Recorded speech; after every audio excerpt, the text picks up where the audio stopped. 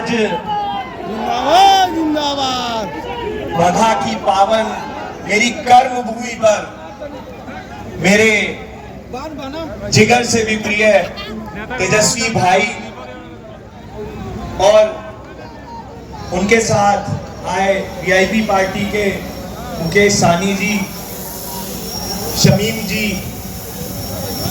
संजय यादव जी, सौरभ जी, विनय वर्मा जी,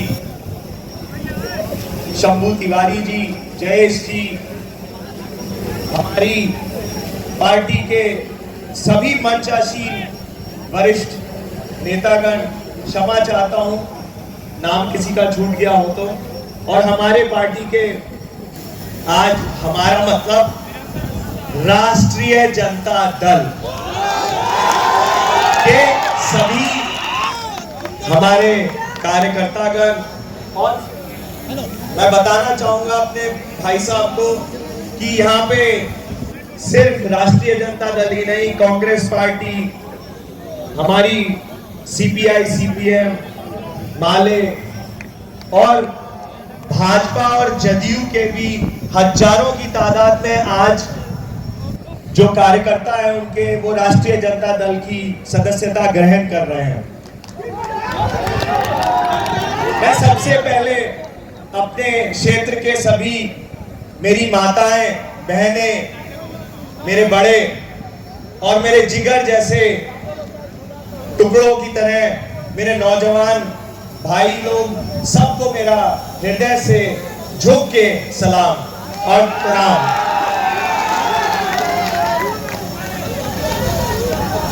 मैं कुछ दिनों से काफी सभाएं कर रहा था और उसमें मैंने एक सवाल सबसे पहले सुना। हमारे एक नए कार्यकर्ता थे, उन्होंने एक सवाल पूछा कि भैया एक बात बताइए कि आप कुछ दिनों से, पिछले 4-5 सालों से तो हमारा विरोध कर रहे थे और आपकी वजह से हमें बड़ा नुकसान हुआ और आज आप हमारे समर्थन में आ रहे हैं, तो पूछा कि आपने हमारा विरोध क्यों किया, हम लोगों को नुकसान क्यों किया। ये बड़ा सवाल मेरे से पूछा। मैं माफी चाहूंगा, मुझे भाषण वगैरह नहीं आता है, मगर सीधा सवाल जवाब आता है। तो सबसे कठोर सवाल मैं अपने आप ही आपके सामने पूछ लेता हूं। मेरे को कांग्रेस पार्टी के हमारे प्रिय कार्यकर्ता ने पूछा कि भैया आपने पिछले 4-5 सालों में हमें बड़ा नुकसान किया, हमें बड़ी हानि हुई, आपने ऐसा क्यों किया। तो मैंने उनसे कहा कि उस समय मैं जिस भी दल में था, मैं एक कार्यकर्ता हूं और काम करने वाला लड़का हूं। मेरे को जिस भी पार्टी में रहना था, मैं अपनी पार्टी का धर्म निभा रहा था और उस धर्म को निभाते हुए अगर मेरे से आपका नुकसान हुआ या कोई हानि हुई तो उसके लिए मैं क्षमा चाहता हूं। मैं जिस भी पार्टी में रहूंगा, अपने हृदय से, अपनी मेहनत से और कर्मठता से एक सब साफ सुथरे तरीके से अपनी पार्टी के अंदर मैं कार्य करूंगा, और वो कार्य करते करते अगर आपको नुकसान हुआ हो तो मैं क्षमा चाहता हूं। आज मैं आपके साथ हूं, तो मुझे बताइए कि आज हमें कौन हराएगा? कोई हराएगा? बोलिए, पीछे वाले आपका नींद आ गई है, बताइए कोई हराएगा हमें क्या? दूसरा एक बड़ा कठोर प्रश्न हमारे भाजपा के हमारे साथी ने पूछा कि भैया आप हमारे साथ थे और आपको हम लोगों ने नहीं पूछा तो आप चले गए दूसरे पार्टी में, ऐसा क्यों भैया?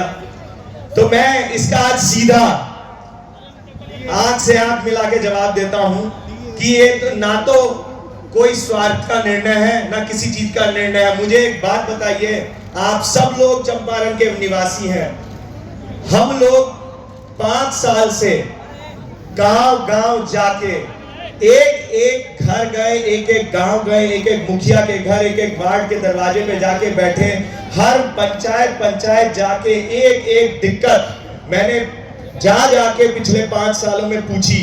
कहीं नाले की दिक्कत है, कहीं नल की दिक्कत है, कहीं पुलिया नहीं है, कहीं नदी का कटाव हो रहा है, कहीं स्कूल की दुविधा है, कहीं आवास नहीं है, कहीं ये नहीं है। आप ये मुझे बताइए कि मैं 5 साल से 6 साल से एक एक आदमी की समस्या सुन रहा हूँ और वो समस्या सुन के उसके ऊपर काम करने की कोशिश कर रहे हैं। हम और हमारे कार्यकर्ता, जिस भी पार्टी में मैं था, और उस पार्टी ने हम लोगों को एक मौका देने की बजाय कि हम लोग चंपारण निवासी उसका हल ढूंढ सके, उसकी जगह हमें क्या दिया? एक अनुकंपा वाले सांसद को दोबारा से 5 साल देने का मौका। ये कहां का न्याय है, मुझे बताइए? कोई न्याय है ये? अगर मेरे को ये लगता है कि आपके 5 साल उस पार्टी के इस निर्णय से कि अनुकंपा वाले सांसद को, एक परिवारवाद वाले सांसद को दोबारा से 5 साल का मौका दिया जाए, क्या हम अपने जीवन के 5 साल उसको देने के लिए तैयार हैं? तो जोर से बोलिए पीछे वाले, क्या आप तैयार हो? जब आप लोग तैयार नहीं हो तो मेरे को तो यही बगहा में आप लोगों के बीच में रहना है। मैं 5 साल तक क्या ये उल्लाहने सुन सकता हूं कि भैया आप लोगों ने हमारी लड़ाई नहीं लड़ी और आपकी ताकतवर पार्टी ने कोई उल्टा सीधा निर्णय लिया और उस निर्णय को हम लोग मान लेंगे? ऐसा होगा क्या? मैंने ये प्रण लिया उस जमाने में 2019 में जब मैं राजनीति में गया कि मेरे लिए चंपारण का एक एक निवासी और उसकी खुशी, उसके जीवन में परिवर्तन लाना ही मेरे जीवन का एक लक्ष्य है। तो मैं कैसे 5 साल मान जाऊं? बिल्कुल नहीं मानेंगे हम लोग। बोलो, मानेंगे या नहीं? हम नहीं मानेंगे। और यही मेरा जवाब था उनको कि इसी वजह से मैंने निर्णय लिया कि हमारे आदरणीय लालू जी ने मेरे को आशीर्वाद दिया और कहा कि नहीं बेटा, वो बोले, मैं उनसे मिलने गया तो उन्होंने सिर्फ एक ही बात बोली, एक ही बात पूछी। भैया मैं आपको भी बोल दूं, उन्होंने एक ही बात पूछी, अरे ठीक बा। उन्होंने फिर से मैंने बोला ठीक। मैंने उनका पैर छुआ और मैंने बोला मैं तो आपकी तबीयत पूछने आया था। उन्होंने फिर से बोला, 2 बार बोला इस बार, ठीक बा। मैंने बोला हाँ। बोले ठीक बा। तो इतने में ही अगर लालू जी इतना पूछ ले कि ठीक बा मतलब ठीक हो जाएगा,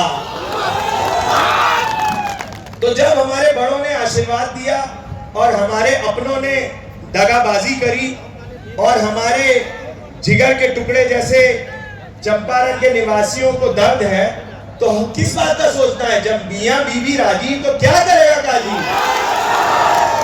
तो ये तो हो गए 2 निर्णय। ये 2 सवाल कठोर, बहुत लोग मेरे से पूछते हैं, तो मैंने सोचा कि आपको सीधा सीधा इसका जवाब दे दूं ताकि बार बार ना देना पड़े। आज हम लोगों के पार्टी के वरिष्ठ हमारे भाई तेजस्वी जी आए हैं और इनके निगरानी में मैं कुछ बातें अपनी, जो राष्ट्रीय जनता दल आज से हम लोग सदस्य हैं, उसके लिए एक बात कहना चाहूंगा कि भैया हम लोगों ने चंपारण के लिए और राष्ट्रीय जनता दल के लिए एक विजन सोचा है, एक नया विजन, जो कि हम आज बगहा की धरती पे आए हैं और इसको हमने नाम दिया है RJD 2.0। मतलब हमारे नौजवानों के नए ख्याल, नई सोच, तो इसका नया वर्जन RJD 2.0। तो आप हमारा मार्गदर्शन करें। इसके लिए 4 हमने प्रथम चीजें सोची हैं। कोई भी चीज आप खड़ी करिए, कोई गाड़ी चलाइए तो 4 पहिए चाहिए, कोई छत डालनी है तो 4 स्तंभ चाहिए उसके लिए। तो हमने हमारे कार्यकर्ताओं से कुछ दिन पहले मीटिंग हुई, उसमें कार्यकर्ताओं ने पूछा कि दीपक जी आप पार्टी में तो आ रहे हैं, मगर आप चुनाव किस तरीके से लड़ेंगे, आपकी क्या सोच है, कैसे आप इसको लड़ाई को लड़ेंगे? तो सबसे पहले तो मैंने कहा कि पहली बात तो मैं इसको लड़ाई मानता नहीं हूं, इसको मैं जुड़ाई मानता हूं। मतलब कि जोड़ना, हम लड़ने नहीं आए किसी से, हम सबको जोड़ने आए हैं। चाहे कोई समाज हो, कोई धर्म हो, कोई बड़ा हो, कोई छोटा हो। जिस तरीके से 17 साल मैंने वाल्मीकि नगर की धरती पे सबको जोड़ा है, सबको एक साथ एक सूत्र में पिरोया है, ये जुड़ाई है। और इस जुड़ाई में हमारे महागठबंधन के सारे कार्यकर्ता एक साथ हैं। बोलिए साथ हैं या नहीं है? हम सब लोग इस नए विजन में, इस जुड़ाई की लड़ाई में हम सब लोग एक साथ हैं, इसमें कोई सोचने की बात ही नहीं है। तो इस आरजेडी 2.0 ये नया राजद जो हम आपके सामने अपना विजन पेश करना चाहते हैं वो है क्या? उसके 4 स्तंभ हैं, 4 मेन बातें हैं। सबसे पहली चीज, पहला जो स्तंभ है वो है सम्मान।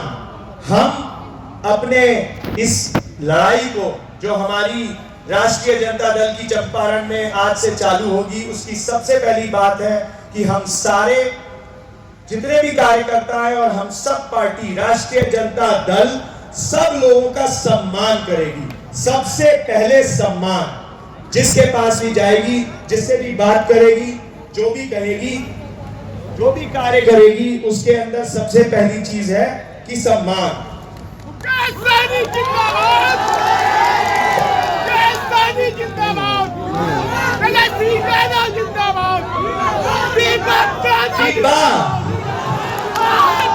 तो हम सबसे पहले हमारे बड़े बुजुर्ग, माताएं, बहनें, हमारे नौजवान साथी, हमारे बच्चे, सबको हम सम्मान देंगे। हर कार्य में सम्मान, हर बात में सम्मान, हर चीज में सम्मान। इसका उदाहरण मैं एक छोटा सा दूंगा कि हमारे जो आज कुर्सी कुमार नाम के जो हमारे प्रदेश की सरकार चलाते हैं, उनके बारे में एक सवाल मैं पूछना चाहूंगा कि उन्होंने एक धना का पुल बनाया। उस धना के पुल से हजारों लोग रोज जाते हैं, मगर एक भी आदमी उस पुल पे जाते हुए कुर्सी कुमार को याद नहीं करता है। नहीं करते हो ना? सब सोचते हैं बन गया, हमारे लिए बन गया, मगर क्या हुआ कार्य करने का? तो कार्य तब होता है जब सम्मान से किया जाए। आज तक नीतीश कुमार जी ने किसी भी, कोई भी कार्यकर्ता, पार्टी का हो या कोई भी इंसान हो, किसी से भी मिलते हैं, कभी किसी का सम्मान किया ही नहीं उन्होंने। मैंने नहीं देखा कि कोई आदमी उनसे मिल के आए और वो ये कहे कि भैया मजा आ गया नीतीश जी से मिलके। कोई आदमी नहीं बोलता है, मगर लालू जी से कोई मिलके आता है तो दूर से अगर वो ये बोल दे अरे का हाल बा, तो भी वो लोग कहते हैं मजा आ गया लालू जी से मिलके। बात है नहीं है? तो यही बात है, वहां सम्मान मिलता है, वहां सम्मान नहीं मिलता है। तो पहला हमारा स्तंभ हुआ सम्मान। कोई कार्य भी करें तो सम्मान से करें, कोई भी चीज करें सम्मान से। तो राष्ट्रीय जनता दल का पहला स्तंभ सम्मान। अब दूसरा स्तंभ हम लोगों का सब लोगों के बीच में रहना।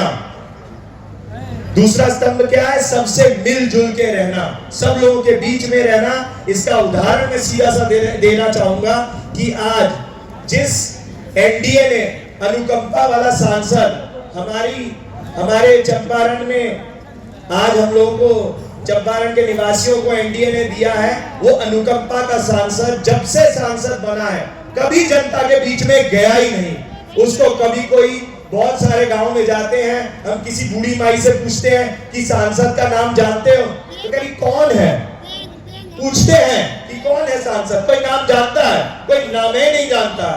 दूसरा पूछो कि उसका शक्ल देखा है, तो कहते शक्ल देखा ही नहीं है।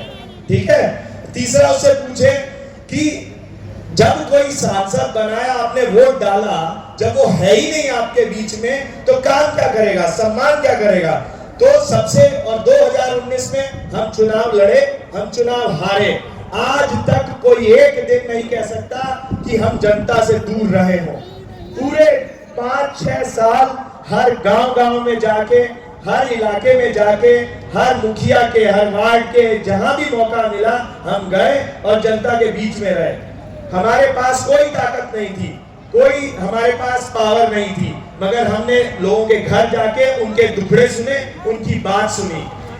50% समस्या जब लोगों के बीच में रहिएगा, लोगों का सम्मान करिएगा। और हमारा चौथा स्तंभ जिसके बारे में मैं अब बोलने वाला हूं, वो है सच बोलना, झूठ नहीं बोलना।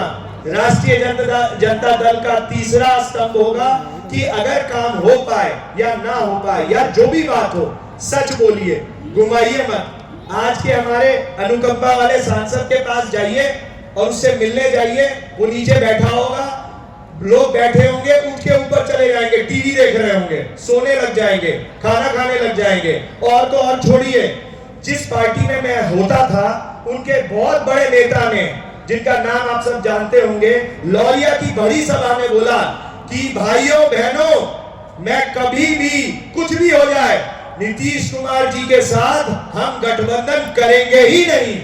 बोला था नहीं बोला था? जनता के बीच में बोला, और उसके बाद भी आज एक गठबंधन कर लिया। तो ये सच है या झूठ है? ये सरेआम जनता में झूठ है। तो हमारी आरजेडी पार्टी का तीसरा स्तंभ होगा सच बोलना। कोई भी समस्या है, कोई भी दुख आए, कोई भी समस्या आए, हम लोग अपनी जनता से झूठ नहीं बोलेंगे। काम नहीं हो सकता तो बताएंगे इस कारण से नहीं हो सकता, और हो जाएगा तो वही बताएंगे कि हो जाएगा। तो ये 3 स्तंभ हो गए। ये 3 स्तंभ होते ही 50% दिक्कत दूर हो जाती है जनता की। चौथा स्तंभ, सबसे बड़ा स्तंभ जो है काम। जब आप किसी को सम्मान दीजिएगा, लोगों के बीच में रहिएगा और सच बोलिएगा, उसके बाद जनता का आखिरी स्तंभ है कि काम करना। जब 3 चीजें सही ढंग से करेंगे और काम करेंगे तो मुझे नहीं लगता हमारी आरजेडी 2.0 50 साल तक भी इस धरती से हिलेगी। बोलिए, हिलेगी नहीं हिलेगी? चौथे स्तंभ के बारे में मैं कहना चाहूंगा, जिसको काम बोलते हैं। आज जिस धरती पे हम लोग खड़े हैं, भैया मैं आपको बताना चाहूंगा, 2008 में मैं इस धरती पे आया था। मेरा बंदूकों से, हमारे जंगल के रास्ते से मेरा स्वागत हुआ, बंदूकों से, सरकारी बंदूकों से। मैं बॉर्डर में घुसा और वहां बिहार सिक्योरिटी फोर्स के जवान रात को 1 बजे मेरे पे बंदूकें तान के खड़े हो गए। वो एक दिन था। और बगहा में जब मैं पहुंचा तो यहाँ पे कहीं लाइट नहीं थी, कहीं दिया जलता था या लालटेन जलती थी उस जमाने में भी। और मैंने अपने ड्राइवर से पूछा कि बगहा कहाँ है, तो उसने बोला बगहा आ गए। तो मैंने कहा मुझे तो दिख नहीं रहा कुछ। तो उसने गाड़ी घुमाई और कुछ स्टेट बैंक की तरफ मोड़ के दिखाई, देखो ये बगहा आ गया। तो एक वो दिन था और आज का दिन है। ये इसी धरती पे हम खड़े हैं और 17 साल का काम बोलता है। काम बोलता है नहीं बोलता है? तो काम, हम लोग कर्मयोगी हैं, हमने काम किया है और आगे भी करेंगे। हमारे भैया जी बैठे हैं यहाँ पे, आज इनको लाने का, इनको बुलाने का, इनके निमंत्रण का, इनके स्वागत का एक ही मकसद है कि हम लोगों के पास भैया ताकत नहीं है, हम लोग काम करना जानते हैं। आप रहिएगा, आप लालू जी रहिएगा और महागठबंधन का हम लोगों पे आशीर्वाद होगा तो आपकी झोली हम इस प्रकार भर के भेजेंगे कि आप जो पहले सोचा करते थे कि मैं चंपारण, मुझे भैया